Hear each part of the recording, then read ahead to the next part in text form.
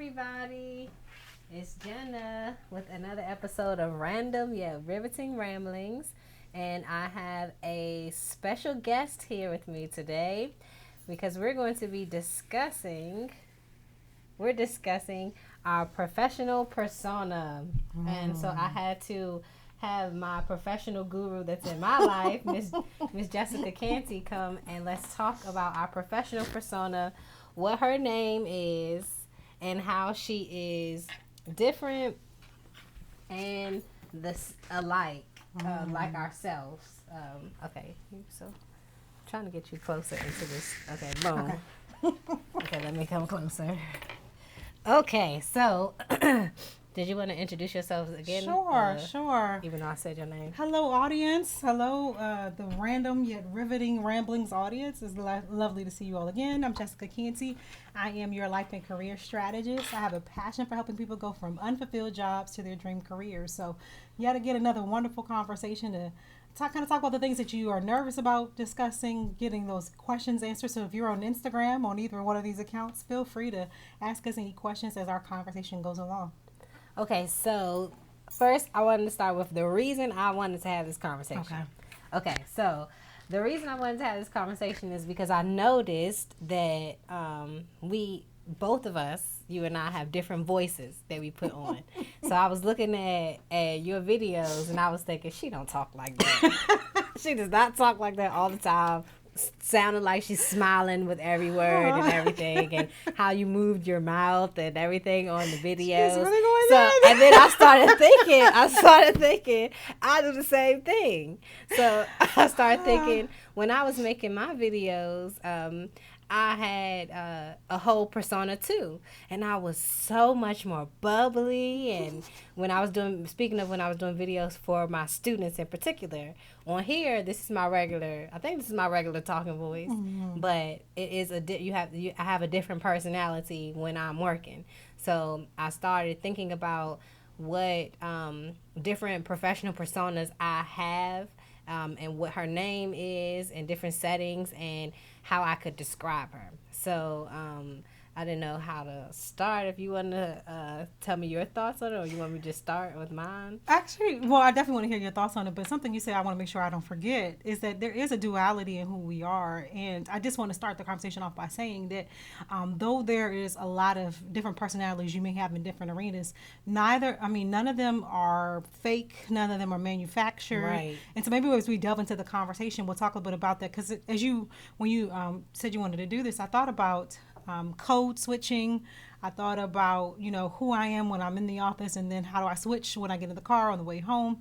But neither one of them are fake. So I think that's a beautiful thing, is you have to be dynamic in whatever roles that you are. If you're not able to be flexible and adaptable, it's going to be kind of hard to thrive in any situation you're in. And that's one of the big points that came up when I was thinking about discussing it was authenticity.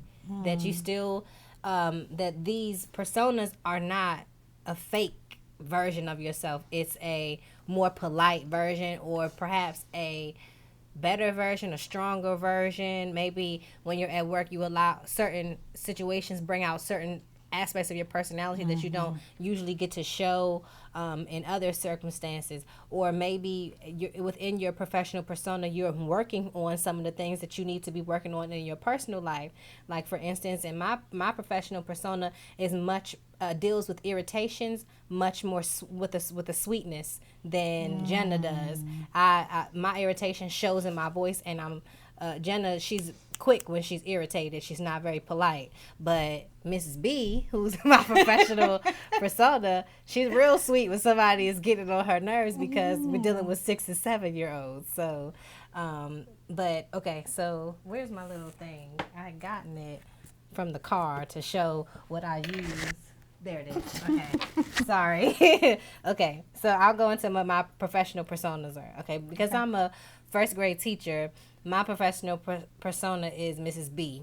My last name's Butler, but I like bees, and the letter B is cool. I like the word bee, and I like bees. So one of my students for Valentine's Day got me this little pen. Oh, that's adorable. And That's so cute. I wear this pen whenever I have to be Mrs. B. Okay. And I use Mrs. B to work on the things that I don't exhibit all the time or get to show in my life. Like, Miss B is patient. She is still funny like Jannah is, but she doesn't cuss like Jannah does in her jokes. But she still has the same type of sense of humor. And you can you can ask Miss B anything, just like you can ask Jannah anything. The answer that Miss B is going to give you is going to be just as honest as Jannah will give, but it'll be packaged differently. So, but I do have to have a physical reminder on my body to help me stay in that in that mindset of Mrs. B. So this is why I wear this whenever I put this on after I've gotten dressed. So now I'm Mrs. B, so that I make sure I'm bringing the best version of myself to Mrs. B. But okay, so then I won't monopolize the floor. You're just here. She's giving so many wonderful I guess nuggets of wisdom when we're talking about sometimes we may need those physical reminders to tell us what space we're operating in. And as you were saying that, I thought about how certain clothes we're going to wear to the office that wouldn't necessarily be worn to a cookout or a barbecue. Certain things that we would wear to a barbecue, hopefully you're not wearing that to the office. And so we do those things to tell us, okay, brain, it's time to switch up to be something different, or we're operating in a different gift or operating in a different space. So our brain cells will do that. And I really think it's interesting that you were talking about how in one persona you solve issues one way, like a frustration, whereas when we switch to another one, it's a little bit more challenging to deal with it in that way. And I think we should give ourselves grace with that, because one of the jobs that I do, one of the spaces I share my skills with is I train people. And I'm also a parent of a preteen. So when I come home, I don't feel like training, and it's like, and then I find myself talking to her as if I'm laying out, so this is point A, this is point B, and point C. And so I have to tell myself that I know she doesn't want a teacher, she wants a mom. And so we may have to move into those spaces where we create rituals. So like she puts on the B, to be able to transition from one to the other. But again, I have to go back to saying it's okay to be graceful with yourself, to know that it is okay to be different in different situations. I'm saying that because for years, and even now, if I'm being transparent, I sometimes deal with feeling like I'm being superficial in one situation, and not being authentic in other situations. But the truth is, that's the truth I'm operating in that space. So, like she was talking about the voices, she used to poke fun of me and say that, you're doing your Miss Bowie voice. So it's interesting to hear her first grade teacher voice. But it is because we show up differently for our passions. And so I'm passionate about this work, about helping people with their career. So you're going to hear the smile on my face. You're going to see it. And I can ramble. That's why I'm in this space. I can ramble because I'm passionate about that. But I would say there's an indication that if you notice that you're consistently shrinking yourself in spaces, then that's an indicator that there's an issue there that you need to address. Because it's fine to switch, between different arenas. But if you're, again, consistently shrinking yourself, then I would ask yourself why you're doing that. So I think that it's better. Like, I really love, my favorite animal is the octopus. And I love the octopus because the octopus is a master of camouflage. But it is still an octopus, like at its core. But it can contort its body to look like it's a completely different creature. It can change color. It can move its body in different ways to imitate the way other creatures are. And I get a lot of inspiration from that. But it's important, like you said, to make sure that you are not having to completely transform yourself into somebody else, because then you'll be stretched too thin. You'll be confused about who you actually are. So it's necessary to keep yourself at the core and just think about your persona as maybe just another extension of yourself. That like the reason why I protect my home so much is because I can be the most true form of myself there, but and I'll lend different parts of myself out when I'm in different situations. And I think that it's really important too. You mentioned about what you wear. So I really thought about what am I going to wear as Mrs. B, but I cannot pick an outfit that is totally Mrs. B and not Jannah, because I won't feel comfortable if I'm in that outfit. So this, I got me a teacher sweater. I have a certain like Mr. Rogers. a certain sweater, yes. Except for mine, it has like colors on it that are kind of like this, like tribal colors, multicolored and stuff. Okay. And I was like, okay, so this is my Mrs. B sweater, and then I put my little pin on it, and that's that. So that is, I'm still being myself, but I'm a teacher version of myself. But I love that working for the county that I work at, I don't have a dress code, so I can put on jeans if I wanted to. I still have the option to be comfortable in myself, but still act in the way that's appropriate for the arena that I'm in. But you have to also be comfortable, because if you have a job to perform, you can't be worried about what part of yourself you're presenting, because you're going to get tripped up on performing. So, but you know, it's interesting because I was listening to another podcast today, and they were talking about showing up as your most authentic self. And I think it's unique that we're talking about this as two Black women, because we often have to be chameleons in situations. So if we are in situations where we're in a predominantly Caucasian environment, where we're truly the minority, unfortunately, people will look at us as if we're representing our whole race in that space. And so we may feel like we've got that imposter syndrome, where we don't feel like we quite belong, or we feel like we have to code switch again, like I was talking about, like I'm the most polished version of ourselves, because we can't let any type of slippage in how we communicate. And how we wear our hair, communication across the board, the way we speak, the way our mannerisms, because you know, a lot of women of color, I'm not going to say all women of color, but we can be very colorful and animated in the way we talk about things, especially when we're passionate about things. And now I'm saying that I'm noticing how much my hands move. But like, you know, our heads and our bodies and all that gets into what we're doing. So we really have to be comfortable in who we are at our core, because again, imposter syndrome is something that it's a hurdle that we have to get over, when we feel like we don't belong in this space, or our talents really are not like everybody else at this table. Well, you're right. Your talents are not like everybody else at that table. And the interesting thing about showing up with your professional, personal side is that for our male Caucasian counterparts, they don't have to feel completely confident in their resume. They don't have to feel completely, you know, like if it's 10 skills I need, all I need is 3 skills and I'm going to knock it out the park. But we feel like we have to have 15 skills to be comfortable in that space to show up. And even, you know, as I'm saying, code switching, I got how to answer a professional phone call from hearing my mom answer the phone. So I would poke fun of her. I'd like call her at her office and, you know, hear her saying, this is so. She's like, good morning. And I would mimic that back to her. But the truth was, I was learning that mom at work is different than mom at home. You know, I never thought that she was being inauthentic about that. But definitely, it goes without saying that some of our professional versus personal is because of our race. It is because of our gender. And even in some cases, it's because of our age.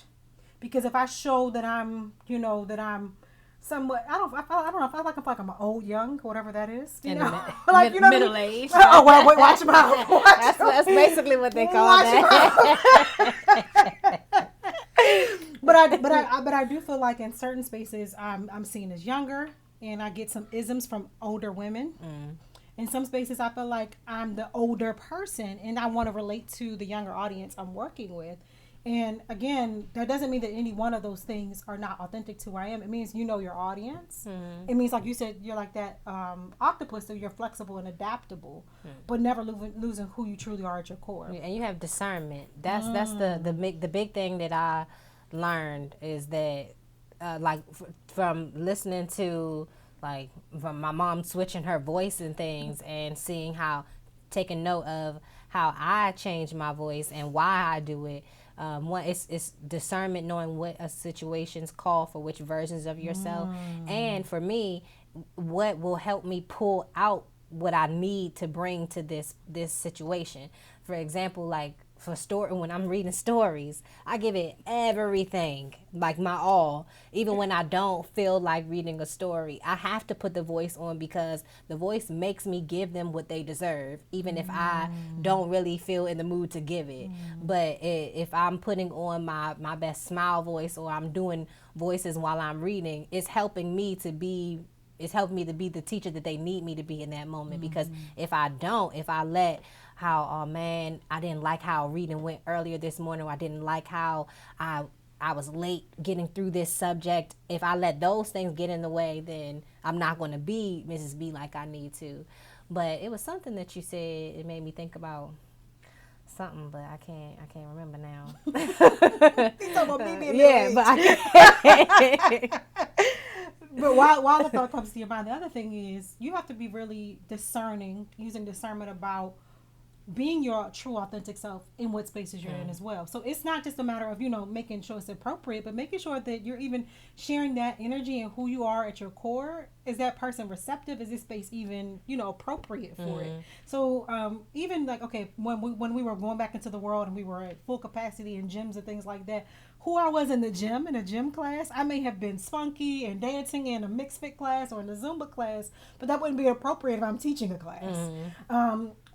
But the other thing is that I realized, because I feel like I operate in a lot of different realms, but and I think we talked a little bit about this, how a lot of times human beings think that you're fake or phony if you are different people in different situations. Yeah. Like I was saying, I watch a lot of crime shows because I like human behavior, and they're saying, well, she led a double life. She was a mom by day and this by night, and it's like, is that a double life? Everything's not disjointed like that. Like you act a certain way here and a certain way there. But it's the truth, and I mean, and this is not a knock on the church. I don't want anyone to think I'm knocking the church in this, but even I do think that like there's a Sister Canty, there's a Jessica Canty. And it's because I think that in certain spaces, like especially a church, not everybody's walking this Christian life the same way. It can be completely judgmental. Or even at work, people have, they love to put people in boxes to make them feel more comfortable. Like, I figured you out. Yeah. So from the minute they meet you, they're trying to summarize who you are and all these little bullets. Oh, Absolutely. you're the type of person who, I thought I knew that about you. Absolutely. I thought that was sometimes you. It's before you even open your mouth. It's how you dress.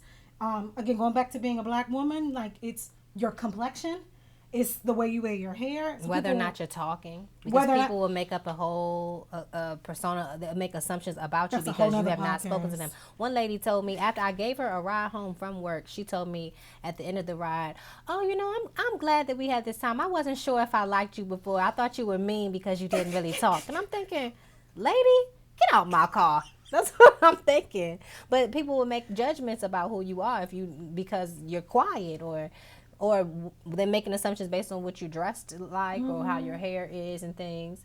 But I remembered what I was about to say. Okay, so because of my profession, I do feel like I have a responsibility to make sure that I do show certain sides of my personality with the way that I dress, with the way that I respond to certain situations. Like, especially for next school year, assuming we will be back in the school, in the schoolhouse, the way that I dress will be different than the way that I did this year. And because I got new earrings. So let me explain this. Okay, so much during the school year, I had locks. I wasn't always grooming my locks because I would be tired, and I didn't have any earrings. So next year I will be flyer in general. But I also have earrings that highlight aspects of my culture that I am, different parts of my culture that I am proud of, and that spark conversation. And I realized it during one of my sessions with my students. So sometimes I like to wear one earring, and it was by accident. I lost the other earring and I was just wearing one, but it's an earring that's shaped in the shape of Africa. And during one of my sessions with my student asked, "Do you have a one earring?" And I said, "Yes." I said, "Because I really like these earrings and they were in the shape of Africa, and you know how much I love Africa. And now look, we're talking about Africa, and where's the oldest book in the world come from?" They're like, Africa. So it is a reference. It's a teaching point. If they see the pics that I have on my earrings, that can be a teaching point that leads to how we just finished reading. What is it? I Love My Hair. This is a book about a little girl, and she's getting her hair done in different hairstyles. And I said, well, this is what I use to take care of my hair, and I love using this with my hair. And so it can lead to teaching points. But if I'm thinking about, well, are these earrings appropriate for work, I will lose an opportunity to show them that Miss B wears these earrings, or Miss B uses this to show who she is, or look at what I learned this from Miss B because she had these earrings on today. So I can use certain parts of myself to as a teaching point. But if I'm too afraid to show them, or I'm worried about whether or not it's professional or whether or not it has a place, then I could be missing what my purpose is. Because like you said, like when I'm there with my I know what I have to offer, and what I'm giving my students is a unique experience that only I can provide. So I have to be uniquely myself. Just like when you're at work, you're providing a unique experience with whatever you bring to your team, whatever you bring to your job. So you have a responsibility to make your persona as authentic as possible, because it's a representation of you. But speaking of responsibility, I do feel like I have the responsibility to say that oftentimes professional raises or promotions is often based upon your personal behavior. And so a lot of times people think it's based on, well, I have this many years of experience, I have this degree, I have, I know this person, I network with that person. But a lot of people miss out on opportunities, have embarrassing moments, miss out on raises, miss out on making powerful connections because of their personal behavior. I did this, I did a talk probably back in like March. And I was talking about how manners move mountains. And one of the things that people don't realize is that who you are at the break room, when we actually go back to being in the break room, really dictates who you're going to be in the boardroom. They want to see what kind of conversations you're having. And if you're okay with everyone seeing that personal side of you, if you think that it meshes well with your professional persona, okay. But if not, I would assess, okay, the conversations I'm having in the break room, what I have is in the boardroom, especially for those who want to be in that corporate space, who want to be on a fast track to promotion, because it's true. That's why, sometimes you'll see people say, oh, excuse me, that you want to go to the company mixer after work, or after 5 dress. Oh, right. It's because they want to see how you're behaving personally outside of that professional environment, and whether or not it fits in with the culture of what they are doing with their whatever project. That's why they're really having company picnics. I mean, besides the fact that they say happy employees stay at jobs, but they really want to see, who are you? Are you giving us an authentic version of who you are? And again, I'm like, what I was going to allude to earlier was that I have, in different spaces, I've been told over and over again that I have this innate ability to see the silver lining in everything, to find the rainbow in everything. And it's something that just comes naturally to me. And I remember I have a coworker who said it, and she kind of gave me a nickname about it. And then I said something that I guess was against the persona. Oh, okay, that's what I was going to say. I said something that was like, she was like, and I was like, I said, I got quiet. Then I shrunk myself because I didn't meet the standards that she had set for me. So that's why I was saying, be very careful about when you're shrinking to please others. And it's not a space that you want to be in. Because maybe, I'm all for being in a space and fine-tuning your professional persona, and maybe kind of getting over some of the personal things, because there's going to be some people you don't like at work. It is what it is. Oh, yeah. You don't have to like people to be professional with them. But if you're finding yourself day in and day out shrinking, at what point do you realize that you're only a fraction of who you once were? And that affects your health and well-being across the board. You were going to say I used to think about... okay, so two things. One, that a lot of people do this, like in the situation that you just described, when you showed that whatever assumptions they were making about you, you were showing that you were showing the opposite of that. Like, they had made some type of assumption of who you were, and you were showing that you were not just that person that fit into that box. Because people don't allow enough time for, like, they don't have an and type of personality where they can see that Jessica is sweet and she's sassy, or and complex. And but not she's sweet, but sometimes like they put but in it, like these two things cannot exist at the same time. Well, they'll show you that, I wasn't expecting you to be talkative because I seen you wearing pink all the time and I thought you were prissy. So things like that. So no, I can wear pink and I can be talkative and I can be spicy. Like the two things can exist at the same time. Yeah. But I had a big issue with thinking only about because again, like I said, I'm a teacher. I thought only about my persona with my students at one point. I did not think about or work on how I interacted with other teachers, because I didn't care about other teachers. I wasn't there for them. So when I was living in Morocco, I was not a good coworker I was not working well with anybody outside of my classroom because they all got on my nerves, and I could not. I hadn't worked on Mrs. B. I did not know how to deal with the cultural differences that were making it difficult for me to do my job. So I wasn't. It was only people inside my classroom, my assistant, that I actually had a relationship with, and one other person. But I worked on that now with where I am now at the school that I'm working at currently. I have a much better relationship with my coworkers, mainly because the vibe is different and because I wasn't concerned about it. Like when I was in Morocco, I really was concerned about the way that I would respond. Like I would talk to Miss Barbara. She was my go-to whenever somebody did something that I knew I was about to go off on them for, and I would check with her and say, Miss Barbara, is this the norm? Is this how things are done here? Because I said I don't have a problem with conflict, Miss Barbara, and I will be confrontational if I need to be. But she had to tell me plenty of times, no, don't. This is not the battle that you want to start and things. So it was good to have somebody there who could check me and help me to form my my professional persona, because I was having a hard time with that discernment, knowing when is it appropriate for me to be Jannah and when is it appropriate for me to be Mrs. B with these adults. I didn't know how to navigate that relationship. But that's all I got. No, but that's, you know what, you hit on something I was going to say, so I'm so glad you started about it. It does take support to know how to switch and navigate those things, because sometimes we can shrink ourselves, and if we have a mentor that says, you really should have showed up this way there. Like, you have a voice. Why didn't you say something? Or you might want to put your voice on mute just for a little bit and hear what's being said around you. And so, like, whenever I work with my clients, I always say you need to have 4 people in your corner. You need to have a role model, a mentor, a coach, and a sponsor. And they really can help you navigate. Like, I remember one time I got into a dispute with a colleague at work. She went and told a supervisor something that was not the complete truth. And so the supervisor called me in, and I was so furious. I was in tears. And so when I walked away from the situation, I was about to send this nasty email. It was professional nasty, though. But it's going to let you know I knew what you were doing.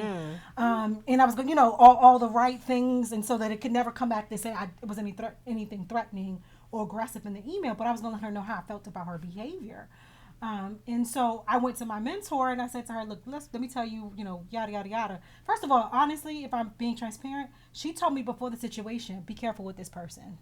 She picked up on the person, and, again, being rainbow, or me, me being the person, oh, no, of course. Yeah, right. I'll decide for myself. Like, maybe she was having a bad day. She said, no, you need to be careful with this one. And so I was furious. She told me how to handle it. She was like, no, that's not what you want to do. You want to have a private conversation with her. You want to confront her in a professional way. And then the two of you go back to the supervisor. And this is how you want to handle it. Because I think my personal feelings got hurt in a professional space. And I didn't know how to navigate that. Because I similar to you in my working style, I feel like I'm here to be a professional.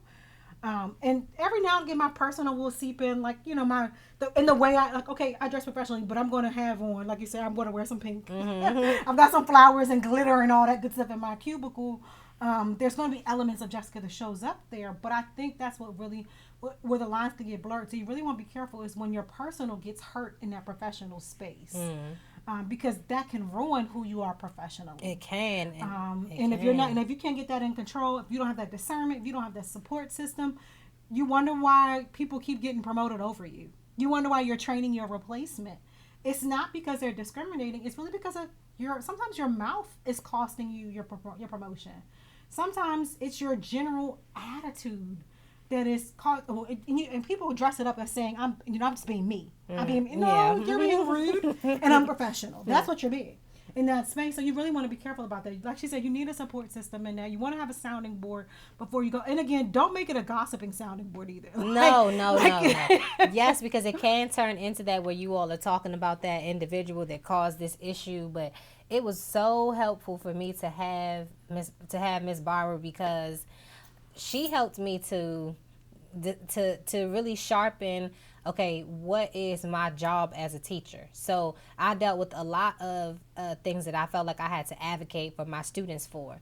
And at one point, it was like at least 2 different issues. The first issue, I thought, so you all must not know what power I have as a teacher. I could let every parent know what you're doing here, and I could get all the parents behind me, and we can rally, and you can change it that way with some discourse. But I mean, with some not discourse. That's what this discussion. You know what I'm saying? We can get rowdy. But then because I talked to Miss Barbara first, she told me not to do it that way, and then when the second issue came around, I handled it much more professionally, and I was able to pinpoint what the issue was. Like I was dealing with people. I told you how they kept kissing my students. Parents, other people's parents would come in and kiss students, and other teachers were kissing my students because I had the 3 and 4-year-olds. And culturally, it was acceptable to give people kisses, and they were having kids give them kisses after they told them no. So I had to realize instead, and I had really almost lost my cool on this one teacher, but I realized that it was a cultural issue that I had to educate the staff on how to interact with my students. So I had Miss B was the advocate who sent out a nice professional email letting them know, and then at the end Jannah kind of slipped in and let them know also that if you cannot respect my students, you will not be allowed into my classroom. But it was a real issue where I had to figure out who should deal with this situation, Jannah or Miss B, and how can I combine the two, because I have to advocate for my students as a teacher. But I like that you're putting names to it too, because because then you can really see who is showing up in that space. Mm-hmm. You know, like she said Jannah, Miss B, and I mean I know where I am according to what people are calling me. So yes. So I know, okay, if I'm at church it's Sister Canty, if I'm at work it's Jessica. My father has a nickname for me. I'm not going to say it on these platforms, but I know, okay, that's my dad talking to me. If he calls me that nickname, or if I hear my daughter say mom, and that helps me to code switch in my brain somewhat, to say, okay, I need to shift into this space. But again, that mentor really helps you to determine what cultural norms are happening in that space and how to respond to it. Because you know, kissing the babies may be a cultural norm.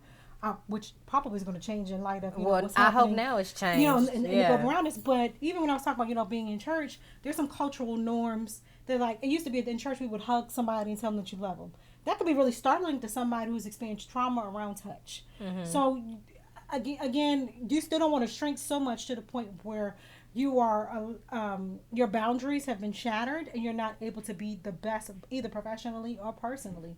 But again, if that's something that you're noticing consistently, it might be time to change professions, or might be time to change some of those personal relationships. Yes, and it's okay too. Again, this is me being a teacher. For any teachers, if you're listening to this, that it's okay to be yourself. You have to, and it's okay to be quirky. I forget so many things.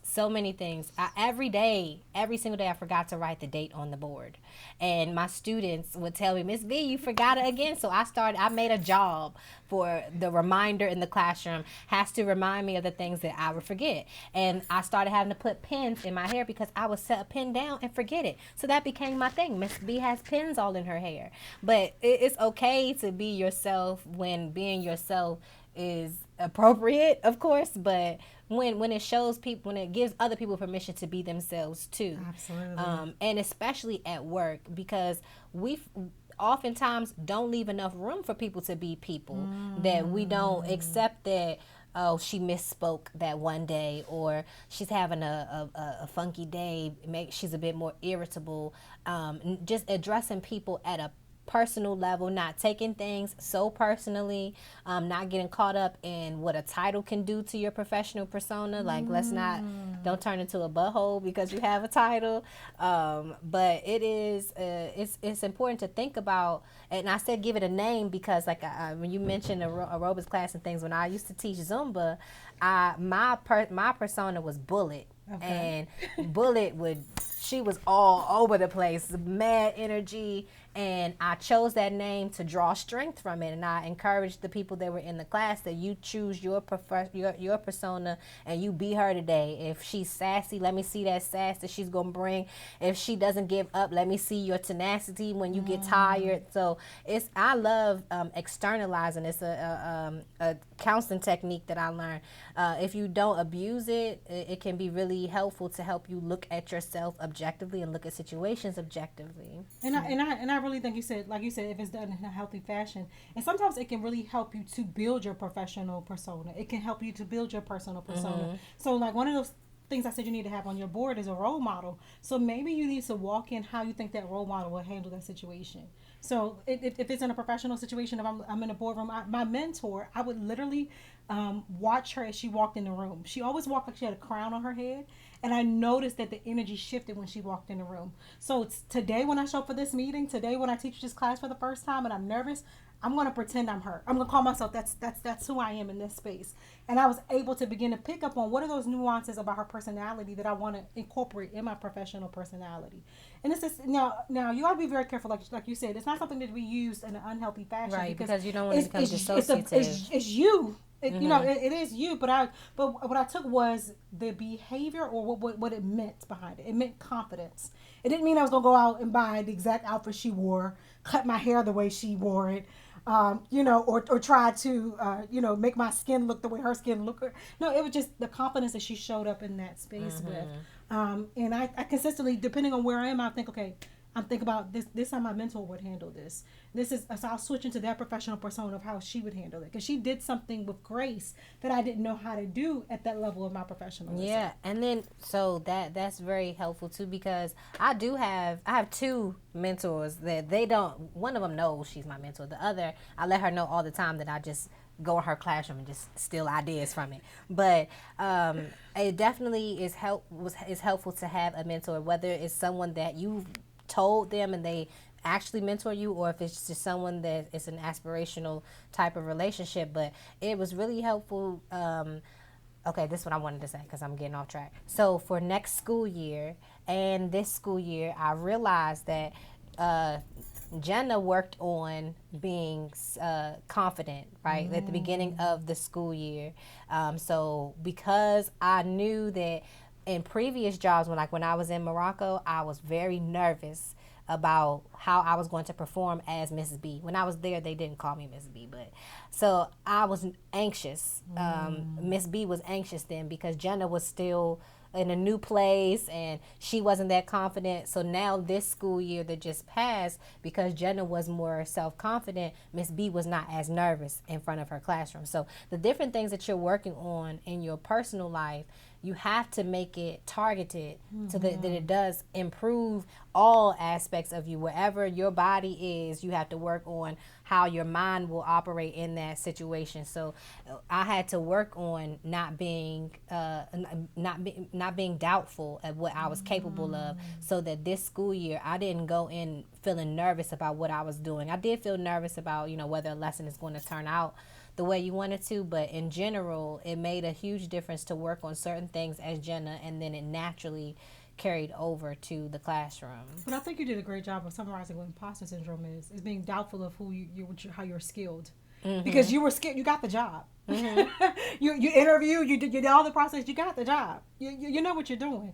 And so that's that imposter syndrome kind of creeping up. But like you were saying, if I can work on it personally, I will believe it professionally. Yeah. And then making your professional environment a place where it is okay for you to be yourself. Like, for example, again, coming from the classroom, with it being an environment that I had to make sure that I was the best Mrs. B. So I had to set up certain things in place that made it so that I wasn't nervous about time. I had to have a timer and I had to have a timekeeper, because I knew that Jannah gets anxious if there is a time limit, and it makes Miss B frantic when she's in the classroom and forgetting what we supposed to be doing next and everything. So Miss B and Jannah came up together with the idea that we need to have a timer. Yes, we need to have a timer. So I think that it's something that will continue to be tweaked and will change as I grow as a person, as I learn more about myself. What I bring to the table professionally will be enhanced, and I think that it's fun also just to like, I love playing dress up and playing house and acting like I'm somebody else, and it's powerful too, because it shows you how you can rise to any occasion. And I've always, although it is a real sickness, I do think that it shows power of the mind when people can dissociative identity disorder. It is not. Human behavior. But it does show the power, being able to externalize and to be able to cut it off in certain situations. Not DID, of course. It's not glorified, but but yeah, just to say that I can be empowered in this situation if I put on these characteristics more so than a completely different personality. Yes. It shouldn't be completely different, but it should be certain parts of you highlighted. Well, that's all that I had. I wanted to chat about it, and I'm glad that went. This is like the longest one I've ever done. I was looking at the time. I was like, no way. It's like 40 minutes. We've really been rambling. Okay. And look, nobody joined my live. How many people joined yours? Hi, people. Thank you for joining.